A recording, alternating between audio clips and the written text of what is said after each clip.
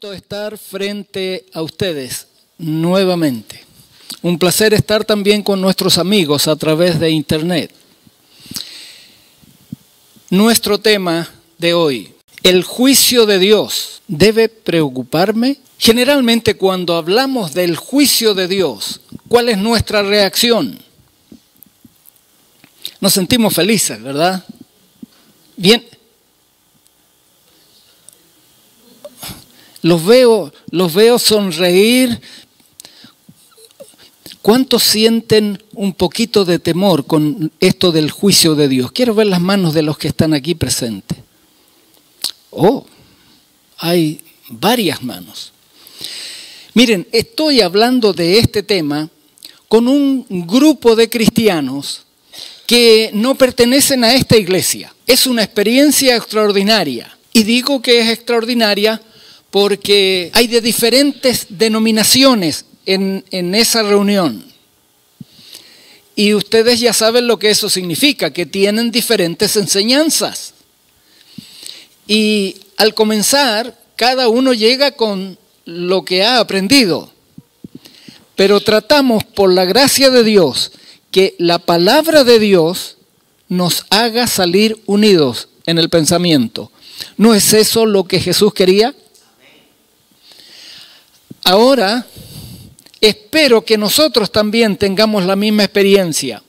Cuando se habla del juicio de Dios, generalmente los seres humanos tenemos miedo. Un joven me dijo, mire, a mí en verdad lo del juicio no me preocupa mucho.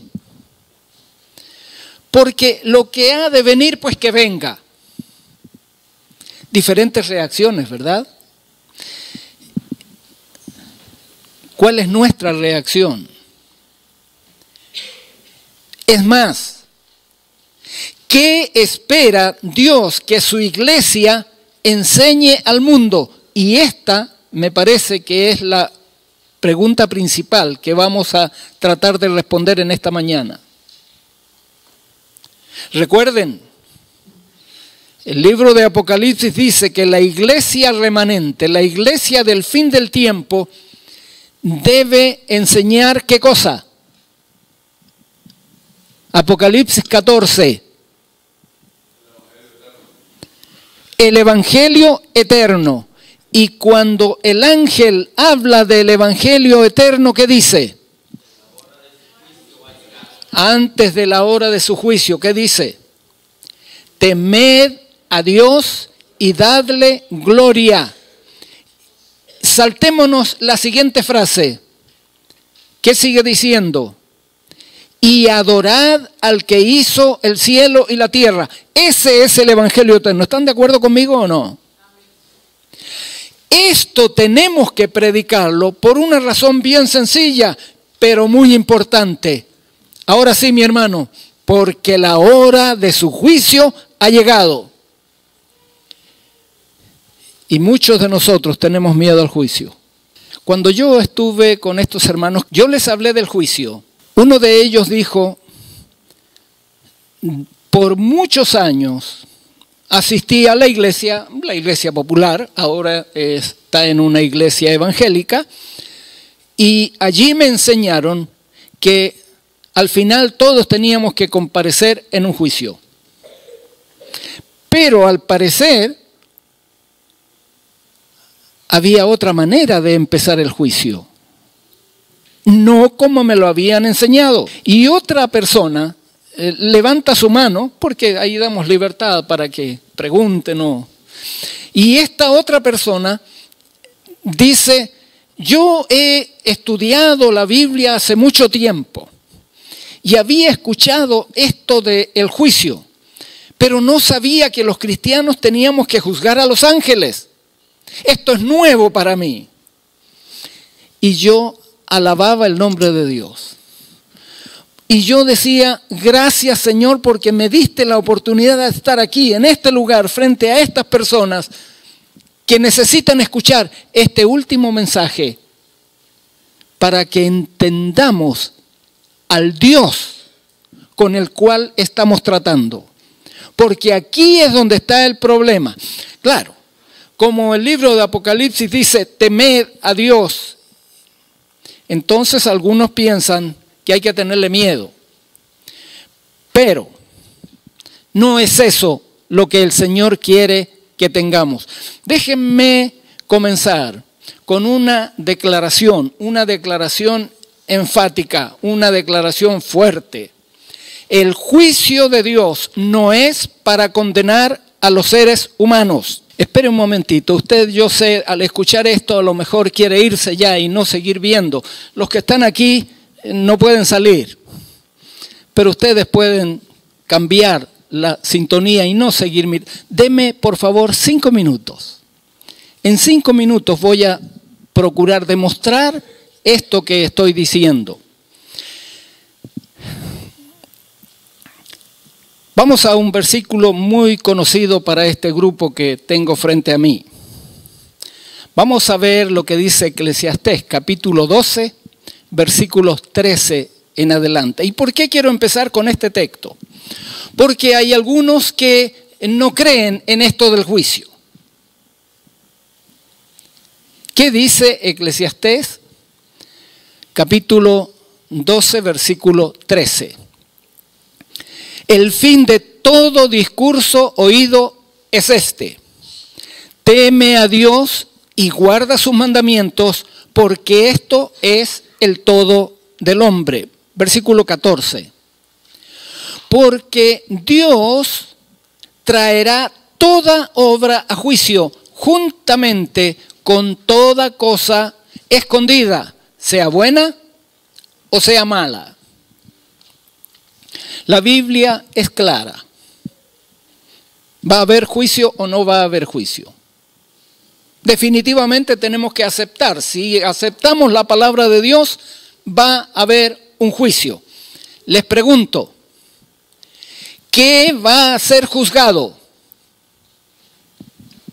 ¿Los seres humanos?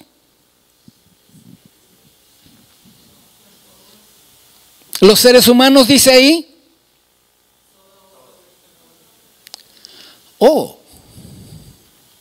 Lo que va a ser juzgado son las obras de los seres humanos. ¿Me están siguiendo? Empiecen a respirar más tranquilos. Lo que va a ser juzgado son nuestras obras, según lo que dice aquí, ¿cierto? Esas obras que son visibles y esas obras que son invisibles. Un par de textos más. Tengo solo 5 minutos, así es que tengo que correr. Isaías, capítulo 65, donde se registran las cosas.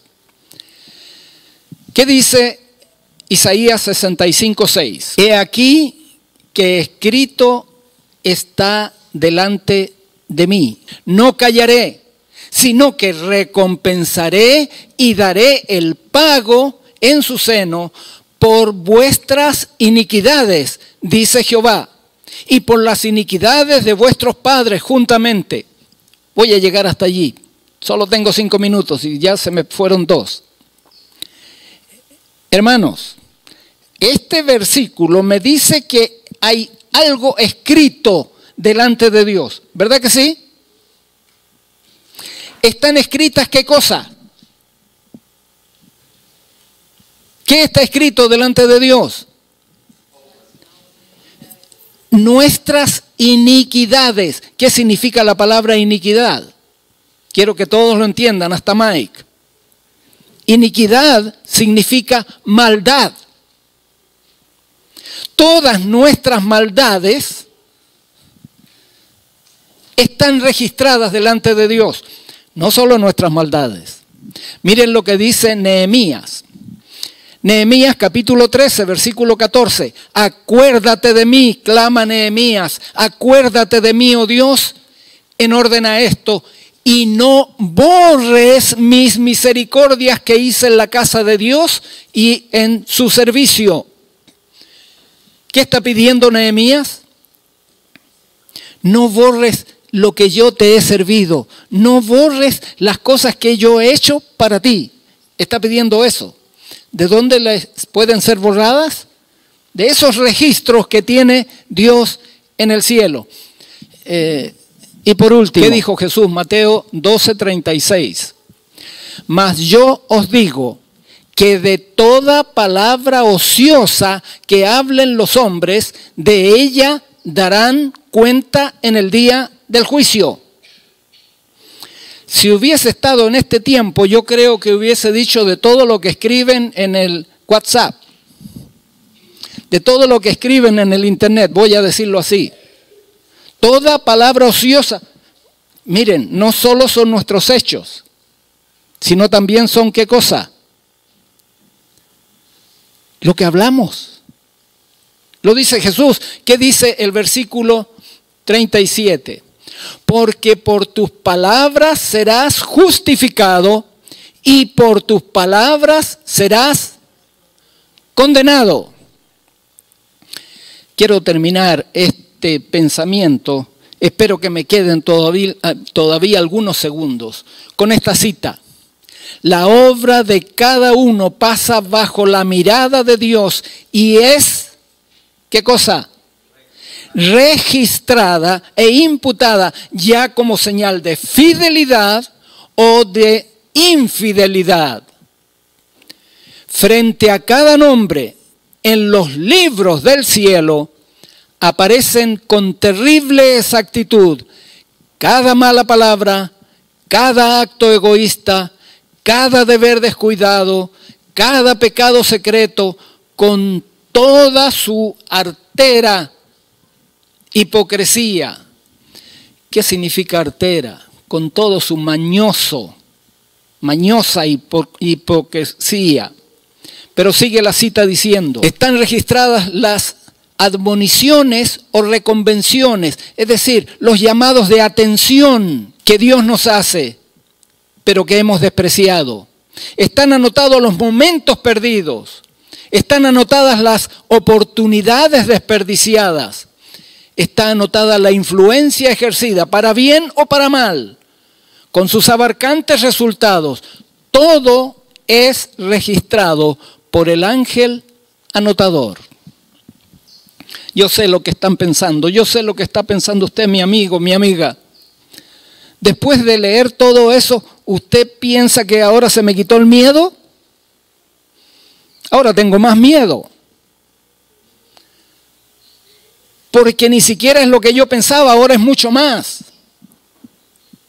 Ahora en el juicio van a aparecer no solo mis actos, sino también mis palabras, mis pensamientos. Todo lo que soy va a aparecer en el juicio. Todo lo que soy va a aparecer en el juicio. Pero yo dije recién que el juicio de Dios no es para condenar a los seres humanos. La primera razón que quiero exponer para sacar este pensamiento del hombre es el siguiente. Les pregunto, ¿alguno de nosotros no ha cometido pecado? ¿Alguien se anima a levantar la mano? Yo no me animo. Los niños, les pregunto, ¿han mentido alguna vez? Qué bueno que algunos son valientes y reconocen. Si hemos mentido, significa que ya hemos pecado. ¿Y saben ustedes cuál es la paga del pecado? ¿Cuál es la paga del pecado? Oh, esa parte no la sabían los niños. Presten atención. La paga del pecado es muerte. Es la muerte eterna, la separación eterna de Dios. Ahora les pregunto, si todos los seres humanos hemos pecado, ¿todos estamos a qué? Condenados a morir. Les pregunto, ¿Dios necesita hacer un juicio para condenarnos a morir? ¿O ya estamos condenados? Por haber pecado, ya estamos condenados. Por lo tanto, hermanos queridos, el juicio no es para condenar al ser humano. ¿Estamos de acuerdo en eso? por lógica. Dios no necesita hacer un juicio para condenarnos. Pero la lógica no es tan importante. Hay un hecho, hay un acto que demuestra que el juicio de Dios no es para condenar al hombre. Y quiero que por favor me acompañen. Tengo que correr, esto es importantísimo. Pero, ¿qué demuestra que el juicio de Dios no es para condenar al ser humano? Dios, un día en el tiempo, determinó que vendría y se haría un ser humano como nosotros. 100% ser humano, como tú y como yo. Todos conocen esa historia, linda historia. Su vida, ¿cómo fue su vida? Cuando Él vino, Él dijo que vino a condenar el mundo, ¿verdad? ¿No? ¿Qué es lo que dijo? ¿A qué había venido? ¿Recuerdan el pasaje? Él vino a salvar y a buscar lo que se había perdido. ¿Vino a condenar? Entonces, ustedes se dan cuenta, nos enseñaron a mirar a Dios de una manera torcida. Dios no vino para condenar, Él vino para salvar. Para poder cumplir con ese objetivo, Él vivió una vida perfecta. Él obedeció perfectamente los mandamientos de Dios. ¿Recuerdan lo que dice Juan 14:30? Algunos están anotando, así es que voy a dar los textos para que después los revisen. No vamos a poder leerlos todos, pero este texto es importante. Jesús estaba a pocas horas de morir. Y allí Jesús dijo lo siguiente: no voy a hablar mucho más con ustedes, pero viene el príncipe de este mundo. Y dice, pero él no tiene nada en mí. Yo he vivido fielmente obedeciendo la voluntad de mi Padre. Y eso lo va a decir en el siguiente capítulo, Juan capítulo 15. Y allí, si ustedes leen el versículo 10, Jesús nos recomienda a nosotros que guardemos sus mandamientos para poder permanecer en el amor de Jesús. Y luego Él agrega, así como, ¿y qué más dice? Así como yo también he guardado los mandamientos de mi Padre y permanezco en su amor. Muchos cristianos hoy día dicen, no, los mandamientos de Dios pueden quedar a un lado. El amor de Dios nos alcanza de todas maneras. Me parece que eso no es lo que está diciendo Jesús. Me parece que aquí Jesús está diciendo que tenemos que guardar los mandamientos para demostrar nuestro amor y para poder permanecer en su amor, así como Él lo hizo. Él vivió una vida de perfecta obediencia a la ley de Dios. Les pregunto, podría mencionarles varios otros textos, pero voy a llegar hasta allí. Les pregunto, ¿es justo matar a una persona inocente? ¿Cuántos piensan que sí es justo? Oh, qué bueno que nadie levantó la mano, yo la bajo también. ¿Es la más terrible injusticia, sí o no? ¿Jesús había pecado? No había pecado. Satanás no tiene nada en mí. Yo he obedecido todos los mandamientos de mi Padre, por eso estoy en su amor. ¿Qué le hicieron a Jesús? ¿Qué le hicieron a Jesús?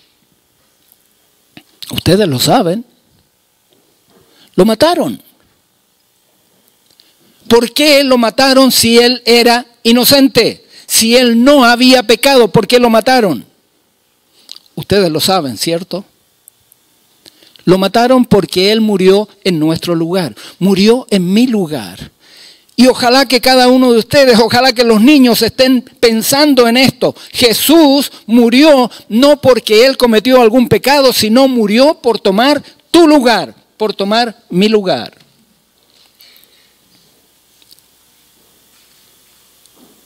Pero aquí no terminó todo. Porque cuando Él murió para pagar la condena que yo debía sufrir, si Él se hubiera quedado...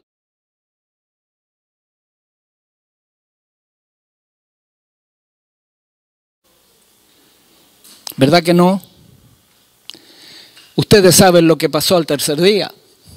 Al tercer día Jesús resucitó. ¿Y para qué resucitó? Tal vez les voy a invitar a leer este texto. Pocos le prestan atención a este texto. Hechos capítulo 5, versículo 30.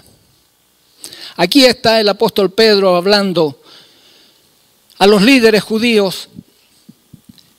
Y Pedro dice, yo debo obedecer a Dios antes que a los hombres. Y luego agrega, el versículo 30. El Dios de nuestros padres levantó a Jesús, a quien ustedes mataron colgándole en un madero. Versículo 31. A este que colgaron en el madero, Dios ha exaltado con su diestra por príncipe y salvador. ¿Para qué? Para dar a Israel dos cosas. ¿Qué cosas? Arrepentimiento y perdón de pecados. ¿Para qué resucitó Jesús? Para que el ser humano pudiese recibir de Dios arrepentimiento. Algunos piensan que eso de arrepentirse lo puedo causar yo. Yo me arrepiento cuando quiero. Algunos me dicen eso. No, yo sé que estoy haciendo mal, pero no importa, yo me arrepiento. Cuando llegue el momento de arrepentirme, ahí yo me voy a arrepentir. Falso. El arrepentimiento viene ¿de quién? Viene de Dios. Y cuando Él nos está llamando, nos llama con el propósito que nos arrepintamos. Si dejamos pasar la oportunidad, no sabemos si va a haber otra oportunidad para arrepentirse. ¿Por qué? El arrepentimiento viene de Dios. Junto con el arrepentimiento, Él nos ofrece ¿qué otra cosa? El perdón. Todos son regalos de Dios, dados en la persona ¿de quién? De Cristo Jesús. Yo les pregunto, si alguien está pensando condenar al mundo, ¿está dispuesto a hacer todo esto? ¿No les parece que eso no calza? Dios demuestra que nos ama. Y nos ama de tal manera que dio su vida para que nosotros escapemos de la condena y tengamos vida eterna. Entonces, si el juicio no es para condenar a los seres humanos, ¿para qué lo que es? Quiero que lo veamos un poquito con la Biblia. Vamos al libro de Daniel. Allí en el libro de Daniel nos habla de un juicio que se produce antes que Jesús venga. Con ustedes no voy a dar muchas explicaciones. En otro lugar donde estamos estudiando tengo que dar más explicaciones porque espero que todos ustedes conozcan de estos temas. Daniel capítulo 7 nos presenta el juicio en el programa, en el cronograma de Dios. En el versículo 9 nos presenta un anciano de días que entra en escena. No voy a leer todo el pasaje. Luego, el versículo 10 nos dice algo más. El versículo 10, ¿qué nos dice? Un río de fuego procedía delante de él. Millares de millares le servían. Millones de millones asistían delante de él. el juez se sentó y los libros fueron abiertos. Les pregunto, ¿dónde se hace este juicio? Díganme fuerte para que los escuchen también. En el cielo, ¿verdad? En la presencia de Dios. ¿Quiénes son los testigos? Los ángeles. Millares y millares. A veces yo he visto algunas figuras que aparece un hombre delante en ese juicio. ¿Han visto ustedes esas figuritas, verdad? Yo no estoy de acuerdo a veces con algunas de las figuras que nos ofrecen. Porque allí no está el ser humano o está el ser humano. ¿Ustedes ven a los seres humanos allí en ese juicio? ¿No? ¿Qué es lo que está en ese juicio? Los libros. Lo único que hay allí son libros. ¿Sí o no? Yo me estoy remitiendo a lo que dice el pasaje. Cuando ustedes me dicen obras, es correcto, es correcto. Pero las obras están registradas en algo. Y esto es lo importante en este momento para nosotros. Hay un registro. Cuando dice temed a Dios, tenemos que tener un permanente recuerdo que todos nuestros pensamientos, nuestras palabras, nuestras acciones están siendo ¿qué? Hermanos, nosotros nos engañamos a nosotros mismos más de una vez. Como no me ve mi papá, no me ve mi mamá, entonces yo hacía barbaridades. Pero cuando me estaban mirando, parecía santito. No, yo sé que ustedes no hacían eso, pero sí me dejo entender, ¿verdad? Si no me ve el pastor de la iglesia, puedo hacer cualquier cosa. Que no me va a estar mirando algún hermanito, alguna hermanita. Hermanos, estamos delante de Dios y los ángeles son los que anotan. Eso enseña la palabra de Dios. No tenemos que tener miedo a eso. Tenemos que tener miedo a nosotros mismos. Porque nosotros estamos inclinados a hacer lo malo, ¿sí o no? Estamos inclinados y siempre vamos a tratar de hacer lo malo. Pero para eso vino Jesús. Y esto es lo que tenemos que recordar a cada momento. Jesús vino no solo para perdonarnos, sino para darnos la victoria sobre el pecado. ¿Creen eso o no?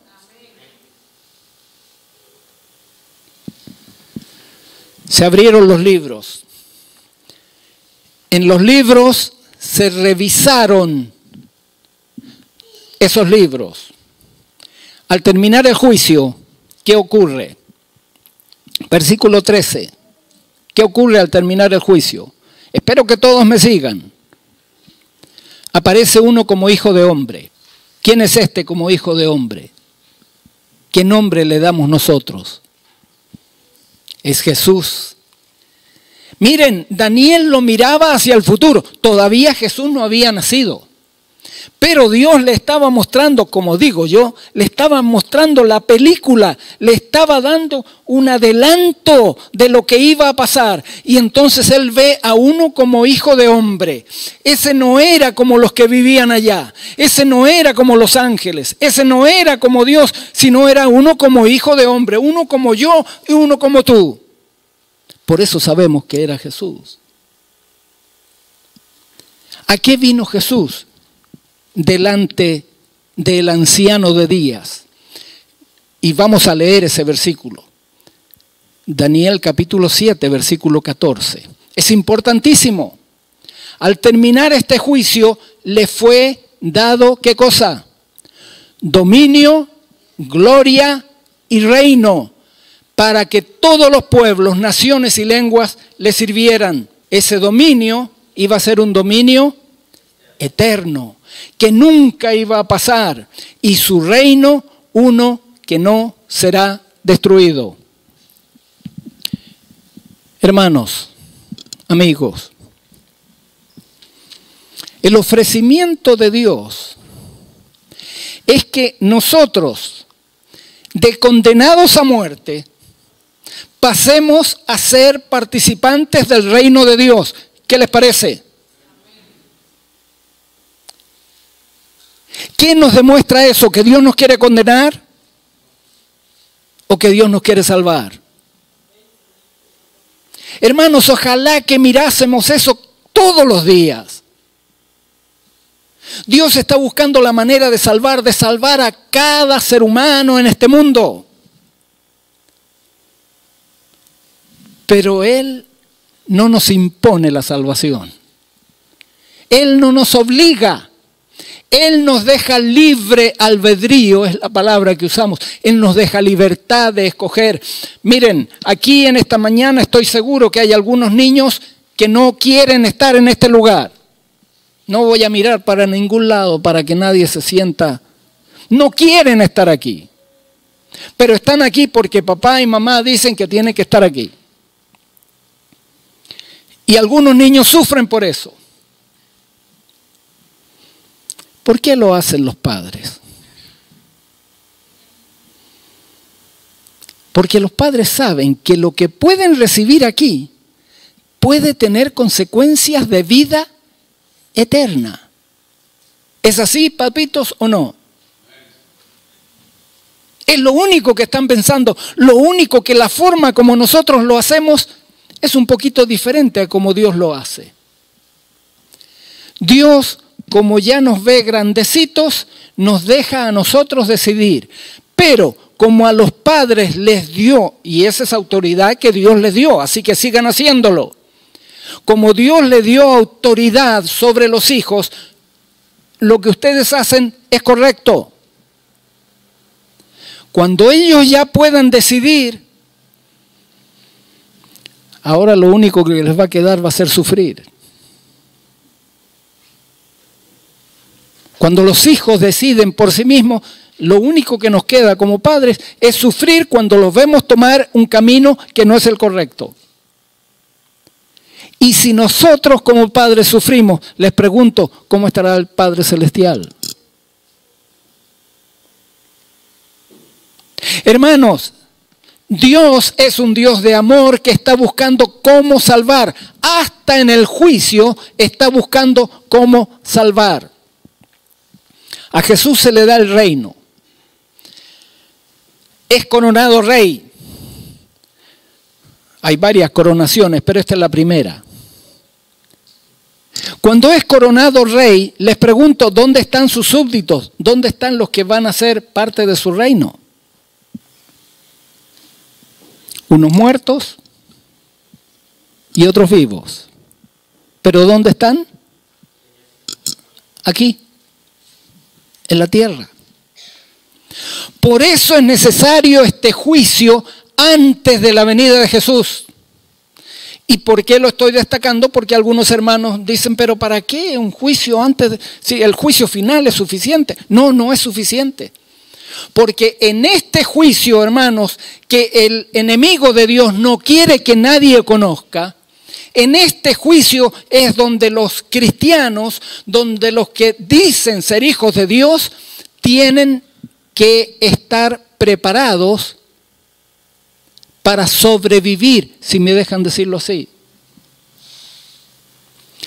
Entonces ahora saliendo de aquí nos vamos a poner a hacer buenas obras para salvarnos en el juicio. No. Las buenas obras no salvan a nadie. Ustedes ya lo saben, ¿cierto? Las buenas obras, en ninguna parte dice que las buenas obras te van a salvar. El único que nos salva, ¿quién es? Es lo que Jesús hace y nos ofrece. Eso es lo único que nos salva. Pero el resultado de haber recibido esa salvación en el corazón me va a llevar a hacer buenas obras porque me deleito haciendo la voluntad de Dios. Si no he aprendido a amar a Dios de tal manera que yo me alegre en servirle, puedes pasar toda la vida en la iglesia y no te va a servir de mucho. A veces algunos hermanos piensan que la iglesia los puede salvar. La iglesia no salva a nadie. ¿Cuáles son las bases de este juicio? Las bases de este juicio son los libros. ¿Algunos de ustedes saben cuántos libros hay? Sí, ahí en el juicio, estamos hablando del juicio.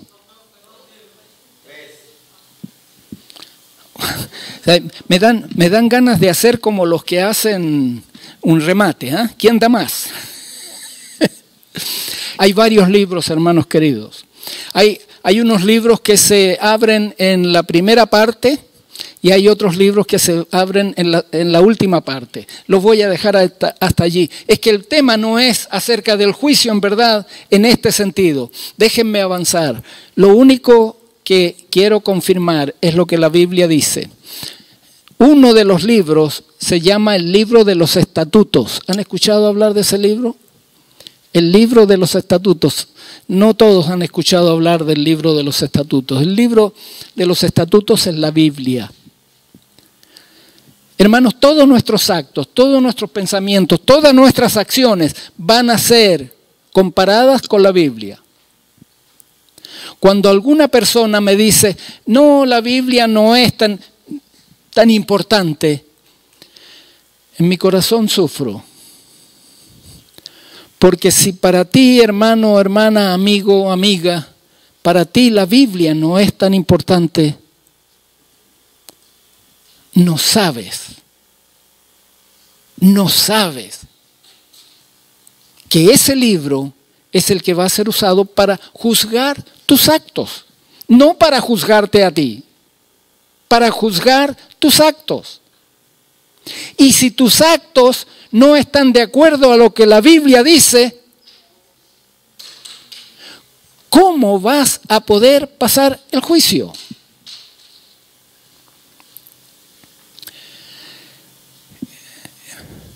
No hemos leído lo que decía Santiago, ¿verdad? Vamos a leerlo. Vamos a leerlo. Así hablad. Noten dos cosas. Y así haced, como los que habéis de ser juzgados por la ley de la libertad. En el Antiguo Testamento Jesús ilustró esta verdad de una manera muy extraordinaria. No tengo tiempo para entrar a los detalles. Algunas personas que no han estudiado esto, acérquense a las personas que le han invitado, acérquense a sus amigos y pregúntenle, explíquenme esto que estaba diciendo este señor. Dios lo enseñó con la ilustración del santuario. Dios lo enseñó con la ilustración de las fiestas que tenía el pueblo de Israel durante el año. Algunos deben recordar que aquí estudiamos esas fiestas. Allí en esas fiestas había una que le llamaban, o le llaman todavía, el Yom Kippur. La palabra Yom significa día. Kippur, ¿qué significa? Expiación, muy bien. Buena memoria tienen algunos. El día de la expiación, el día del perdón le llaman también. Allí estaba ilustrada la experiencia del juicio. El juicio antes de la celebración de las cabañas, el juicio antes que terminara el año, había que recibir perdón. Perdón porque Dios no quiere condenar. Perdón porque Dios no quiere que nadie muera. Perdón porque Dios quiere que todos se salven. Pero algunos lo escuchan y a otros no les importa. Si no les importa, ¿quién es responsable, queridos hermanos? ¿Dios o nosotros? ¿Se dan cuenta que la responsabilidad de nuestro destino futuro está en nuestras manos? Dios ha hecho todo lo necesario para que nosotros seamos salvos, a pesar que somos pecadores y estamos condenados. Él quiere que seamos salvos. No voy a hablar de esas fiestas, voy a dejar aquí esa lámina para que puedan detener y ahí pueden ver en Levíticos capítulo 16 habla de esa fiesta del Yom Kippur. Una fiesta donde se libraban todos los que se acercaban al santuario arrepentidos y buscando el perdón de Dios. Este era el resumen. ¿Qué había que hacer? Arrepentirse y buscar el perdón de Dios. Para ello había que demostrarlo con obras, no para salvarse, pero había que demostrarlo, había que llevar un corderito.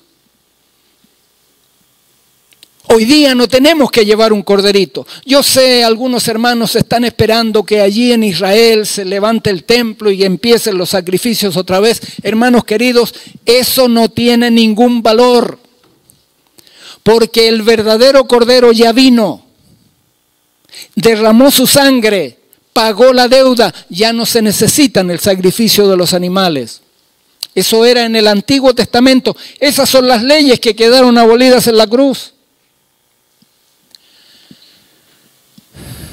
Por eso, podemos decir que el juicio se hace sobre los que se acercan a Dios de alguna manera para recibir el perdón de sus pecados. Arrepentimiento y perdón. Yo les pregunto, ¿eso es potestad de una iglesia? Miren, ¿por qué estoy diciendo eso? Porque a veces nosotros nos ponemos una camiseta con un nombre aquí y entonces decimos, bueno, mi iglesia, la salvación está en mi iglesia. Hermanos, para pasar este juicio, lo único que tenemos que hacer es aceptar a Jesús como nuestro Salvador, arrepentirnos y confesar nuestros pecados y aceptar el perdón ofrecido por Jesús. ¿De qué iglesia tienes que ser? De cualquier iglesia. Luego Jesús te va a guiar a donde tienes que ir, pero esta aceptación te hace estar inscrito en el libro de los cielos como un hijo de Dios, como un siervo del reino de Dios. ¿Cuántos creen eso? Es todo lo que necesitamos hacer.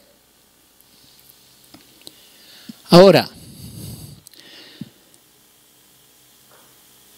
el juicio comienza por los que han aceptado a Jesús como su Salvador personal. ¿Cómo le llamaban los primeros cristianos a eso? La iglesia.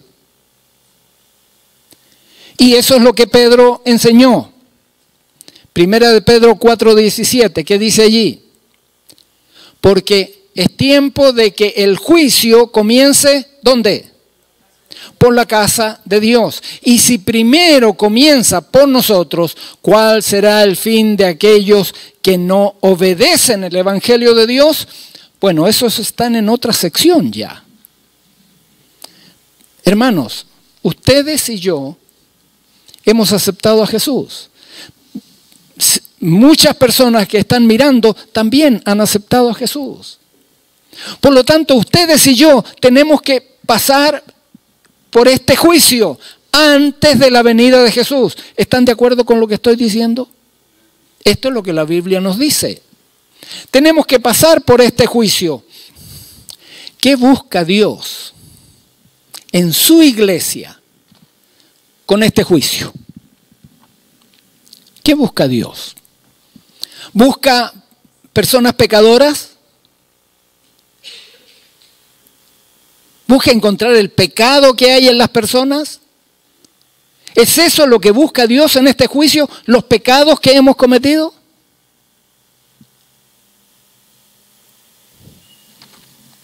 Hermanos queridos, Jesús no está buscando los pecados. Él sabe que somos pecadores o no. Así es que no tiene que buscar nada. Somos. ¿Qué es lo que busca entonces en este juicio? Miren, en este juicio, Dios busca algo más allá de nuestros pecados. ¿Saben por qué? Esta cita resume, y por eso quería mostrárselas. No se nos culpará por pecados graves u ostensibles que hayamos cometido, sino, ¿por qué? Presten atención a esto. Por haber descuidado el cumplimiento de los nobles deberes que el Dios de amor nos encomendó. ¿Por qué se nos va a culpar? ¿Por los pecados? ¿Estamos entendiendo, hermanos? Esa no es palabra mía. ¿Por qué se nos va a culpar? Por no cumplir con la luz que hemos recibido. Y ahora cada uno tiene que empezar a preocuparse. Yo les confieso que esta cita me preocupó cuando la encontré. Me preocupó. Miren lo que sigue diciendo esta cita.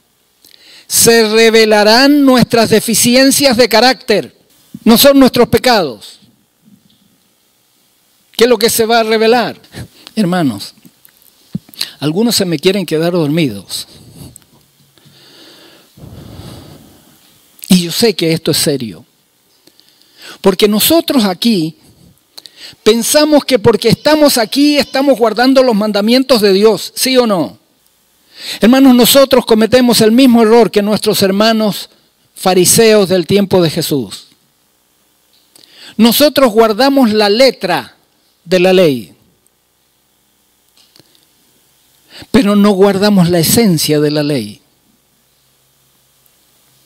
Y esto nos tranquiliza. Claro, yo ya fui a la iglesia el sábado, ya estoy tranquilo. Pero hermanos queridos, ¿cuántas veces durante el tiempo del sábado estamos pensando en cosas que no se debiera pensar? ¿No dice así el libro de Isaías? Si retrajeres del día de reposo tu pie. ¿Recuerdan ese texto? De hablar tus palabras, de tener tus pensamientos. ¿Se dan cuenta que es mucho más profundo de que venir a la iglesia el día de reposo y ya? Es mucho más serio de lo que pensamos. Pero ese no es el problema. Miren lo que termina diciendo esta cita.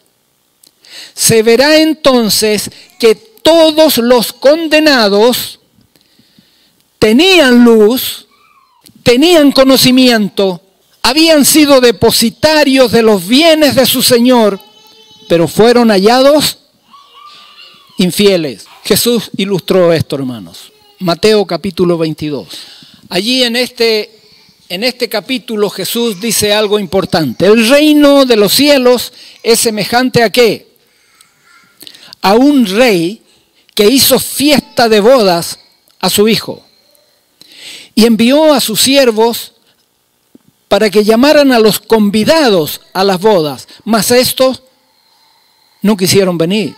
Volvió a enviar otros siervos, diciendo, digan a los convidados, he aquí, he preparado comida, mis toros y animales engordados han sido muertos y todo está dispuesto, venid a las bodas.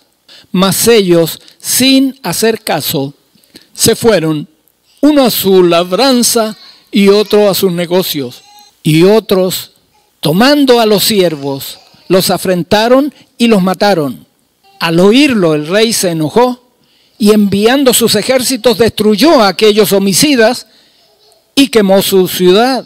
Entonces dijo a sus siervos, las bodas a la verdad están preparadas, mas los que fueron convidados no eran dignos.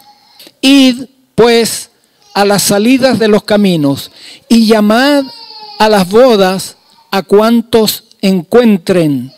Y saliendo los siervos por los caminos, juntaron a todos los que hallaron, juntamente malos y buenos. Y las bodas fueron llenas de convidados. Y entró el rey para ver a los convidados.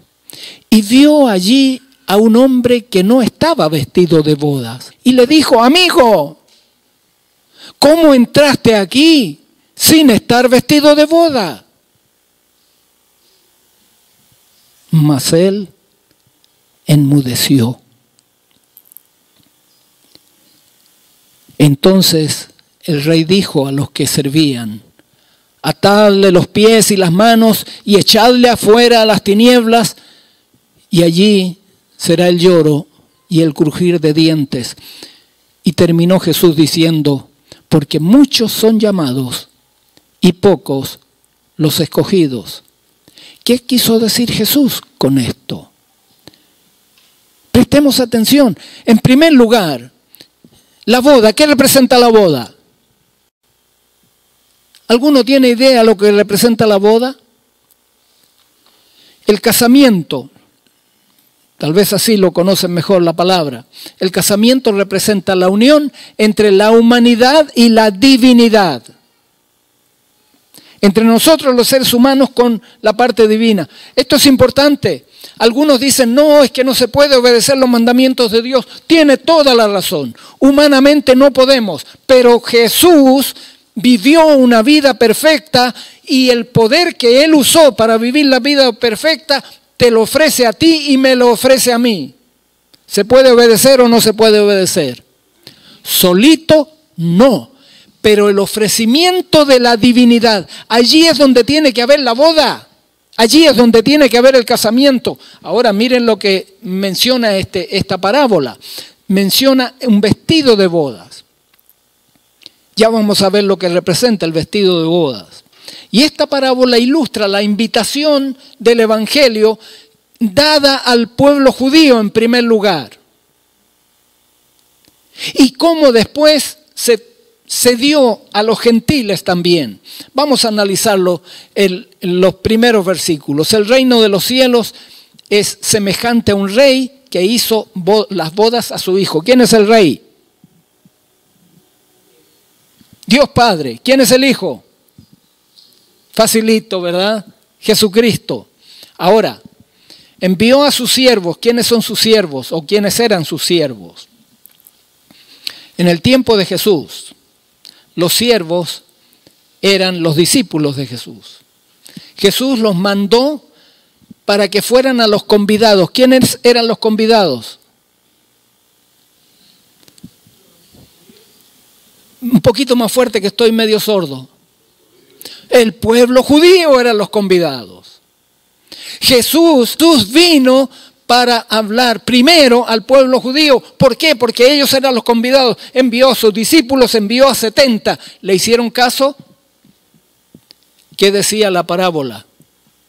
No quisieron venir. Entonces hay una segunda invitación. Miren el versículo 4 y 5. La segunda invitación es avisándole que la fiesta ya está lista. Está todo preparado. Jesús había muerto. Todo estaba listo. Ahora solo había que celebrar. ¿Qué hizo el pueblo judío? ¿Qué hicieron? Mas ellos, sin hacer caso, se fueron, uno a su labranza y otro a sus negocios. Estimados hermanos, esto es terrible. ¿Quién los invitaba? El Rey de Reyes. Y ellos mostraron una indiferencia al privilegio de ser parte del reino de Dios. Indiferencia. Se fueron a sus quehaceres. Pero otros hicieron un poquito más adelante. Alguien por allí ya lo estaba mencionando. ¿Qué dice el versículo 6? Otros, tomando a los siervos, los apedrearon y los mataron. Ustedes recuerdan, después de la crucifixión de Jesús, cómo persiguieron a Pedro a la cárcel, los discípulos encarcelados, mataron a Esteban, Santiago, etcétera. Si seguimos, ¿quién hizo esto? Los convidados. Y por eso Jesús dijo, el rey entonces se molestó y mandó sus ejércitos y los destruyó. Destruyó su ciudad. Eso se cumplió literalmente el año 70, cuando el ejército romano destruyó al pueblo de Israel, a la nación de Israel, y destruyó Jerusalén y destruyó todo lo relacionado con el pueblo. Pero entonces, versículo 8, nos habla de una tercera invitación. Esta tercera invitación es para ir ¿Y buscar a quién? Qué bueno, porque ahí nos llegó a nosotros. Aquí estamos nosotros. Y miren el ramo de flores que tenemos aquí, de diferentes nacionalidades, de diferentes lugares. ¿Por qué? La invitación era para todos nosotros ahora. Lo único que ahora vinieron buenos y malos. Y por eso el rey tenía que hacer una revisión antes de la boda. ¿No es eso lo que nos dice el siguiente versículo? El rey vino a ver a los convidados. Ahora nosotros somos los convidados también. Y saben ustedes que algunos de los convidados a veces hacen como los anteriores. Mira, tengo mucho trabajo que hacer. No voy a seguir hablando de eso porque no quiero que nadie piense que lo estoy haciendo por su situación. Pero hermanos queridos, piensen. No actuemos como aquellos convidados anteriores, porque fueron destruidos. ¿Por qué fueron destruidos? Porque no aceptaron la invitación. Descuidaron la invitación. Cuando viene la revisión, cuando viene el juicio, se reveló el verdadero carácter de los que estaban allí. Algunos llegaron solo porque convenía, estaba la comida, vamos, comamos, aprovechemos.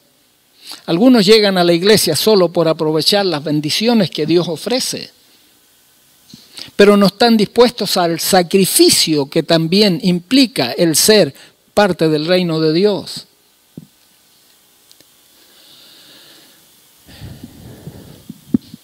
El versículo 12 es terrible. Le dijo, amigo, ¿cómo lo consideraba el rey a ese que estaba allí? Amigo. ¿Lo quería el rey o no? Por eso le dice, amigo. Amigo, ¿cómo entraste? Si yo le di a cada uno de los invitados un vestido de boda, ¿cómo entraste? ¿Y cuál fue su excusa? ¿Había alguna excusa? ¿Qué dice Jesús? Enmudeció. En otras palabras, como no tenía ninguna excusa, se declaró culpable con el silencio.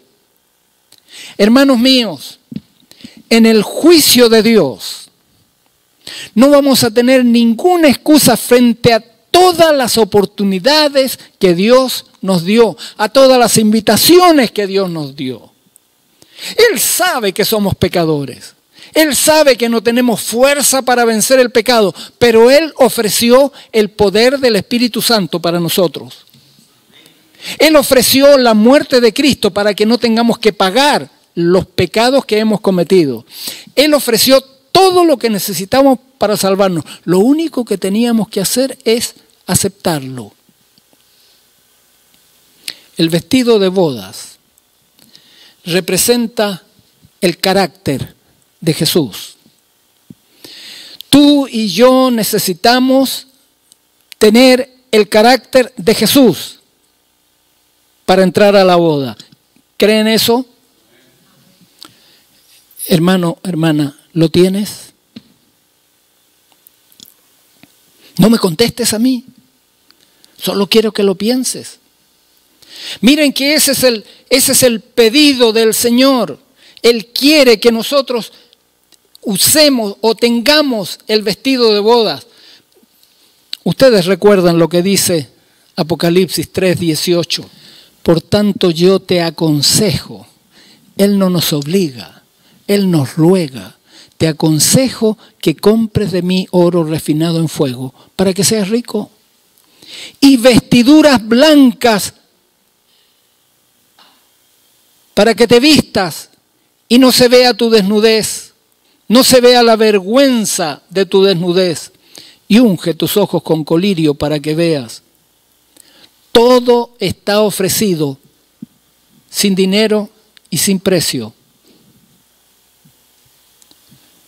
Cuando Juan ve a los que van a entrar al reino, los 144.000, en Apocalipsis capítulo 7, versículo 14, Juan escucha este diálogo y yo le dije, Señor, tú lo sabes, y él me dijo, estos, los 144.000, son los que han salido de la gran tribulación, han lavado sus ropas y las han emblanquecido en la sangre del Cordero. Tenemos el traje de bodas. ¿Estamos reflejando el carácter de Cristo en nuestras vidas?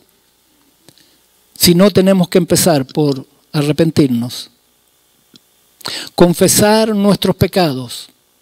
Y Él, que es fiel y justo, va a perdonar nuestros pecados y a limpiarnos de toda maldad. Hermanos, el juicio no es para condenarnos. El juicio solo va a ser para revisar si hemos recibido la justificación que Jesús nos ofrece. Si no la has recibido, hoy día es la oportunidad. Y yo quiero hablarle a mis hermanos, a los miembros bautizados de la iglesia. Hay algunos que no son miembros bautizados de la iglesia. Esperen un poquitito. Primero déjenme hablarle a los hermanos. Los miembros bautizados de la iglesia tenemos la oportunidad de arreglar nuestra cuenta con Dios. Hermanos, el tiempo se acaba.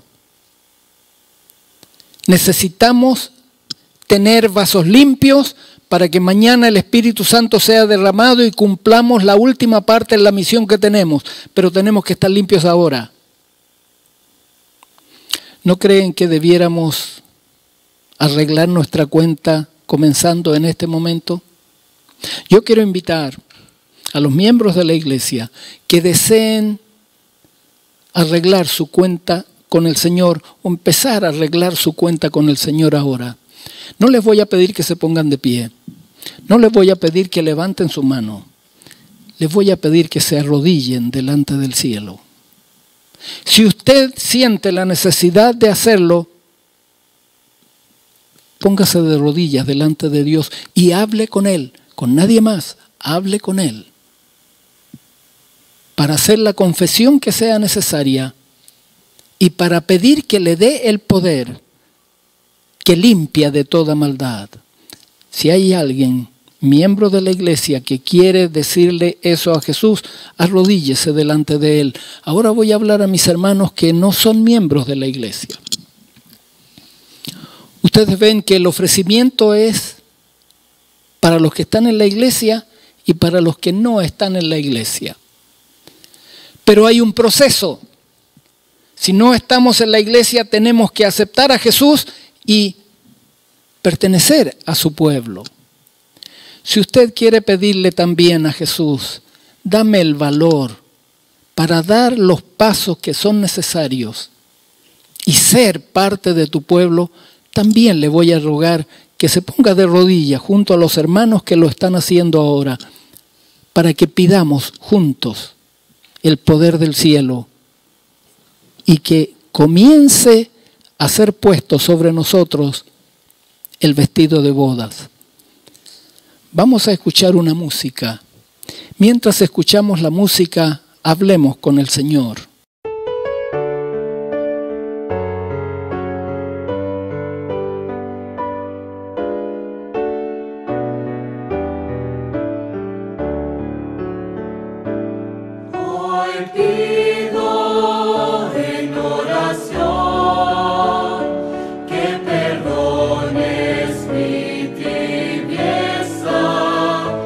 Pues quiero de corazón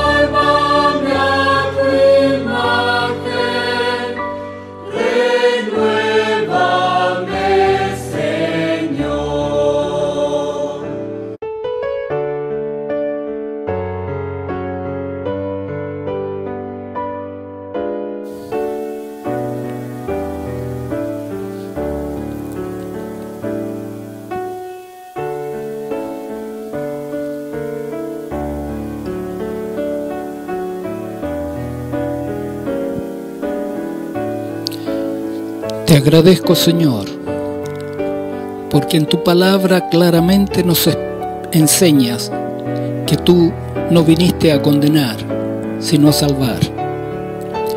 Y te agradezco porque tú nos has convidado a esta cena, a estas bodas. Y te agradezco porque en esta mañana nos trajiste el recuerdo de que tenemos que tener esa vestidura especial. Señor, el tiempo se acaba. Casi no hay tiempo para hacer esa preparación, pero la estamos comenzando ahora. Escucha la oración de cada hermano, de cada hermana. Responde, oh Dios, conforme a tu misericordia. Y al levantarnos de nuestras rodillas, que todos nos vamos a nuestras actividades el resto de esta tarde, justificados delante de ti. Te lo pido en el nombre de Jesús. Amén.